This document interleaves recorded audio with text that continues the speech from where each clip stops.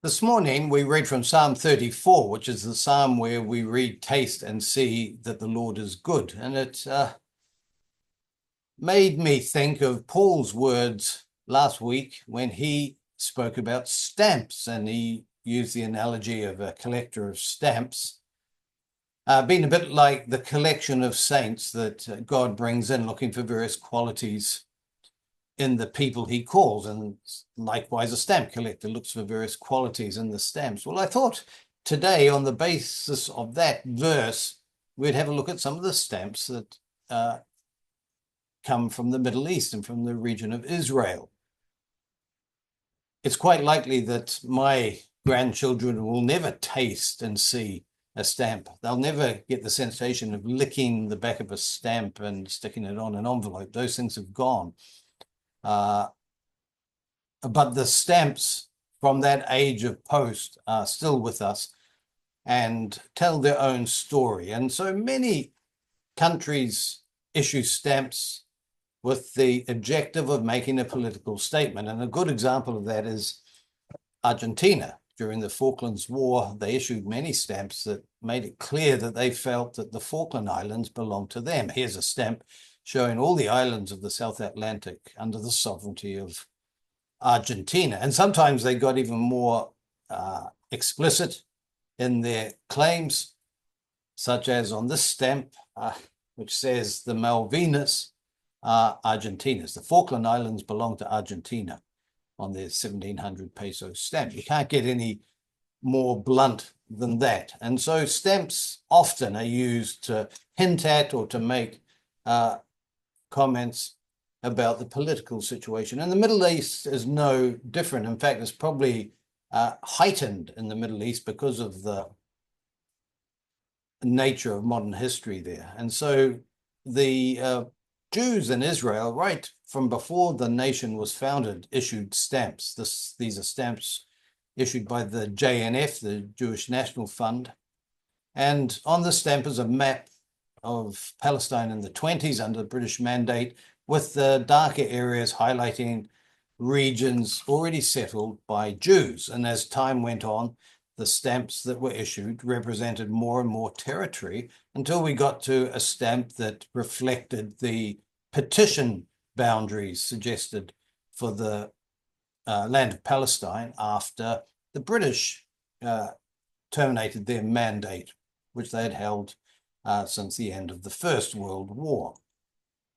Israel, upon receiving independence, immediately printed stamps such as this one here, but they had been so prepared that they printed them before the nation was given their name. And so the stamps say on the top there, Dor Ibri, which means Hebrew post. As we know, the name Israel was given, and then stamps carried the name of Israel. Many of the stamps had images that reflected back to Bible stories. And part of the reason of that, of course, is to link the modern state of Israel and the heritage back to ancient times. And it helped, from a political sense, add legitimacy to the establishment of the new state of Israel. Right through to modern day, stamps are being issued that reflect back to Bible times. Here's Samson tying torches to the tail of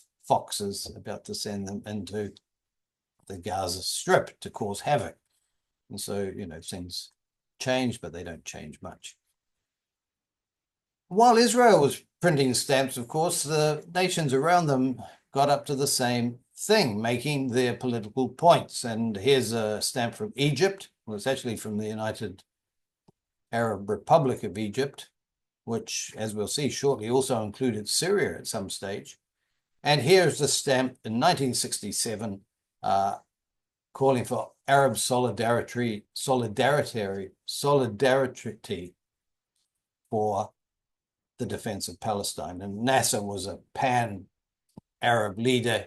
He was appealing to all Arab nations to come together in a united Arab republic. And we know how 1967 worked out. That was the year of the Six-Day War.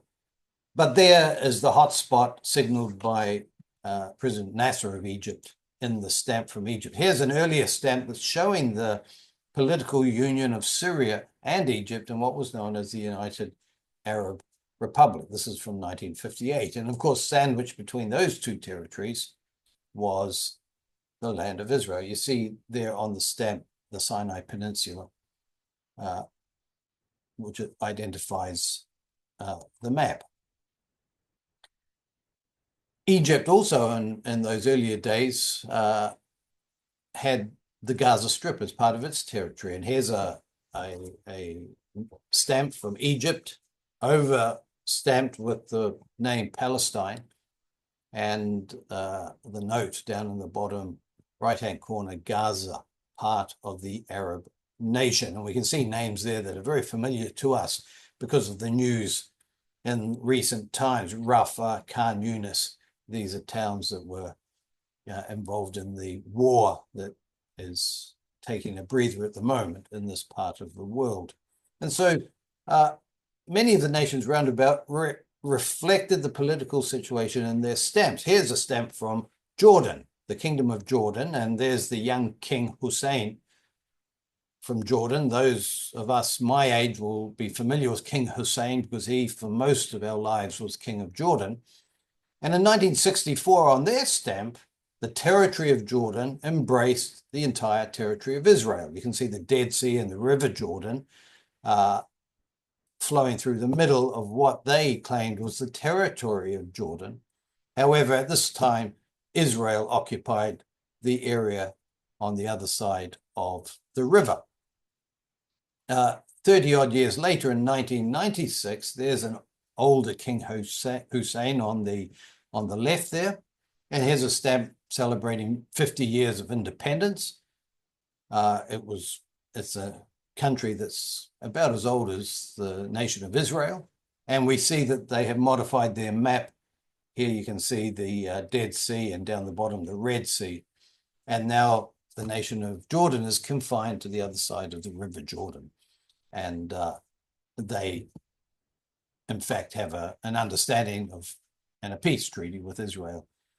So that conflict between those two nations is no longer with us. Now, this is a very famous stamp issued,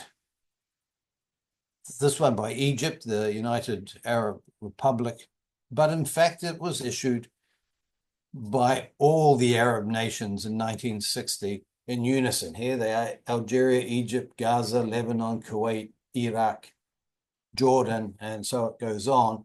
And this is a stamp that represents the territory of Palestine, land of Israel.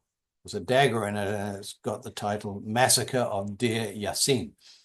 Now, this is important to just recognize that this is an Arab stamp that's commemorating what was a massacre, an attack by rogue Jewish forces in the wars around the times of independence in the village of Deir Yassin, and they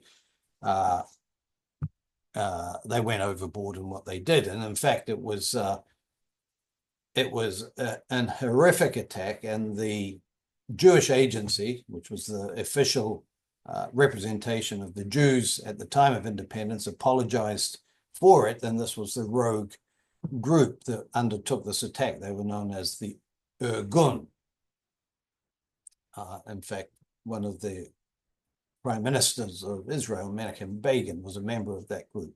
But this was a time of terrible conflict where these tit-for-tat incidents were occurring. And this is one that has been used in 1960 after the event, a commemoration stamp, to make the point to keep alive this conflict between the Arabs and the Jews in the land of Israel. And so stamps were incredibly informative about the political history of our times. Here's a stamp more toward our day, 2017, issued by the Palestinian Authority, Palestinian Teachers' Day, and there's a teacher with another map of a territory.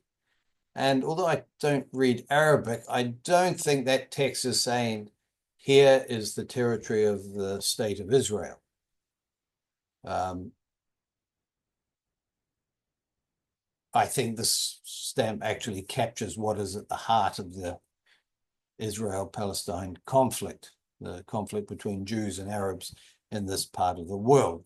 One of the reasons why it's not going away, and one of the reasons why we look for the return of the Lord to redeem this situation, this irredeemable situation. And so let's close with a couple of stamps from Israel, many of which reflect on the past or draw our attention to things that happened in the past. And here's a tremendous one, a stamp that carries a copy of the Cyrus Declaration, the declaration of King Cyrus to the exiled Jews that any one of you of his people, of all his people, let him go up to Jerusalem. And there's a reference to the Aliyah, the going up to Jerusalem, which is a term still used today of returning Jews, the Aliyah, to the land of Israel from exile. And, you know, these stamps, as I said at the beginning, are issued in some sense also to add legitimacy to the state of Israel. Here's another one. The people returned to the land. This is in 1990. And again, it's a stamp that speaks of the return of the Jews to the land of Israel, to their promised land. And here to close is a stamp that carries a sentiment that we share and look for. Pray for the peace of Jerusalem, a stamp of Jerusalem within its walls, and it captures the desire for the sorts of conflicts that have been represented in stamps in that area, fights for territory, battles between people, a day when that will cease, and Jerusalem will be a city of peace, and this peace from that city will go out to all the earth.